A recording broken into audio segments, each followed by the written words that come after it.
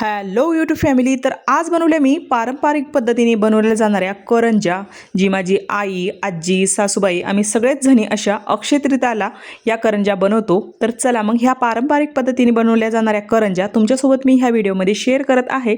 तर चला मग रेसिपी बघू. तर त्यासाठी घेतला होता इथं मी अर्धा किलो रवा घेतला होता, म्हणजे 3 वाट्या माझा हा रवा होता. तर 3 वाट्यासाठी इथं मी 2 वाट्या साखर घेतली होती, 1 वाटी खोबरं खीस घेतलं होतं आणि गावरान तूप घेतलं होतं.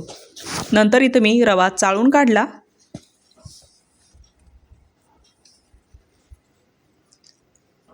रवा चाळल्यानंतर इकडं कढाई तापायला ठेवली होती. नंतर त्याच्यामध्ये 2 ते 3 चमचे तूप घातलं. तूप गरम झाल्यानंतर रवा घालायचा आणि इथं रवा छान असा आपल्याला भाजून घ्यायचा.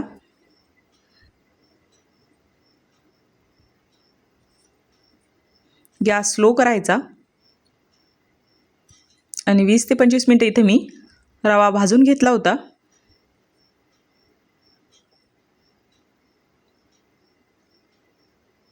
आणि छान असा इथं नंतर रव्याला कलर आला होता.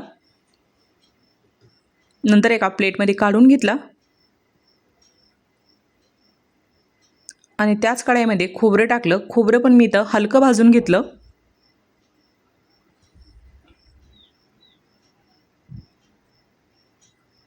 हलकं भाजून झालं की भाजलेल्या रव्यामध्ये खोबरं घालायचं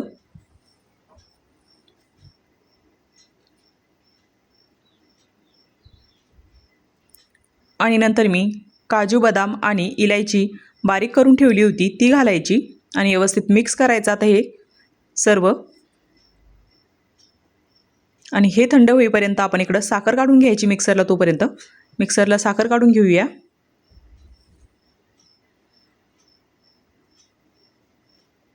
आणि इथं आपण साखर बारीक करून घेतली. नंतर रव्यामध्ये घालायची. रवा थंड झाला की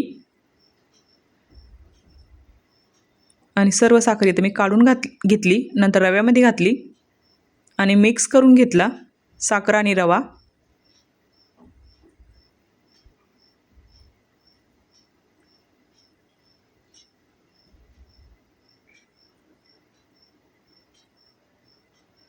आणि सर्व हे एकत्र केल्यानंतर पाण्याचा किंवा दुधाचा त्याला शिपका द्यायचा. इथं मी पाण्याचा दिला होता आणि व्यवस्थित हे मिश्रण एकजीव करून घेतलं.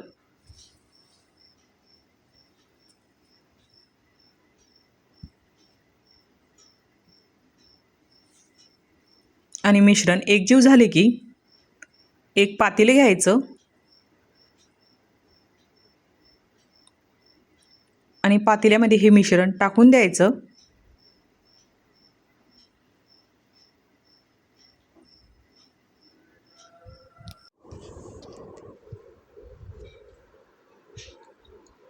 मिश्रण पातेल्यामध्ये घातलं की दाबून घ्यायचं.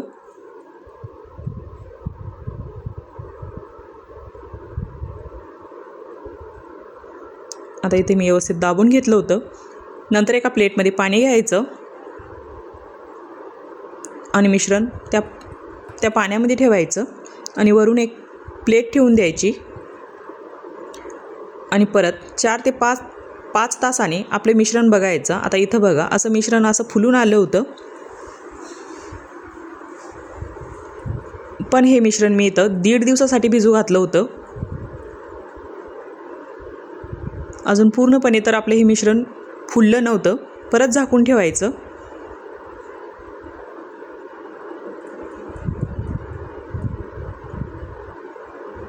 आणि दुसऱ्या दिवशी आपलं इथं मिश्रण तयार झालं होतं हे करंजीसाठी.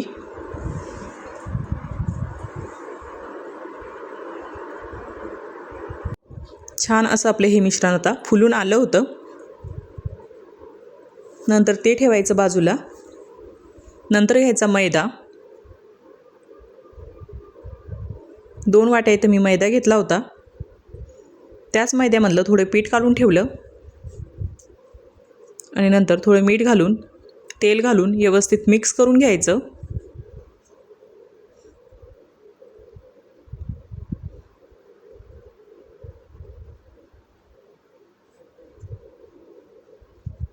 नंतर इथं थोडं थोडं पाणी घालून गोळा तयार करून घ्यायचा.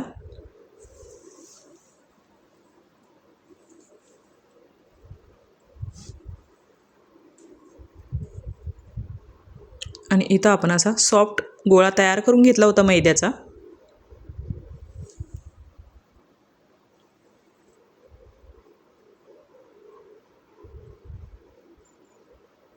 आणि इथं मी सुकं पीठ आणि मैद्याचा गोळा तयार करून घेतला होता. नंतर आपण गोल आणि करंजीचे असे 2 आकारामध्ये करंजी बनवणार होतो. ते साचे घेतले. नंतर इकडं पोळपाट बेलणं, करंजीचं सारण आणि इकडं एक पेपर. नंतर इथं करंजीची पापडी लाटून घ्यायची. नंतर थोडं करंजीच्या साच्यामध्ये थोडं पीठ घालायचं म्हणजे आपली करंजी खाली चिटकणार नाही. आणि त्यामध्ये अशी एक पापडी टाकून घ्यायची लाटलेली. आणि नंतर करंजीचं सारण भरायचं.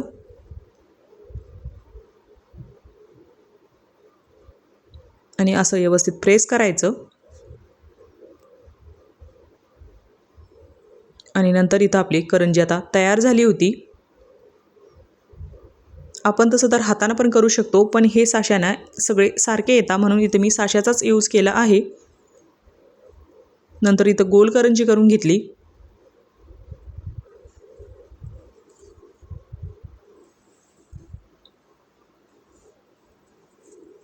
परत एक वरून पापडी घेतली आणि प्रेस करून घेतलं.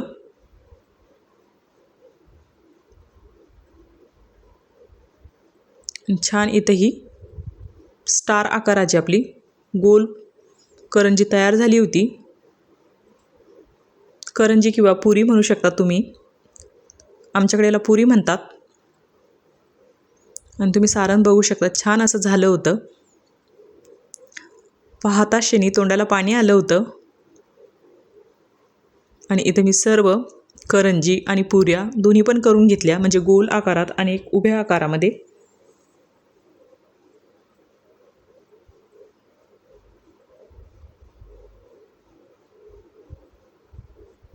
आणि अशा इथं मी न्यूजपेपरवर ठेवल्या थोड्या सुकण्यासाठी, म्हणजे आपल्या करंज्या फुटणार नाही नंतर. आणि इथं सर्व करंज्या मी करून घेतल्या होत्या.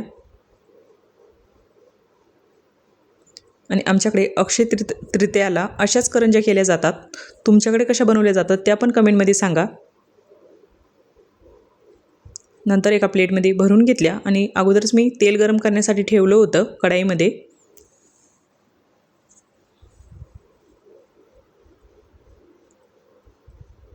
नंतर इकडं तेल पण गरम झालं होतं.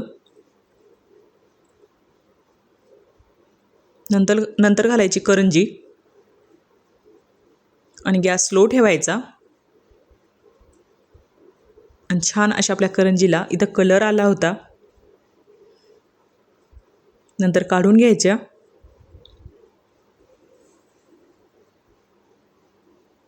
आणि इथं मी अशा सर्व करंज्या तळून घेतल्या होत्या. अजिबात एक पण करंजी आपली इथं फुटली नाही.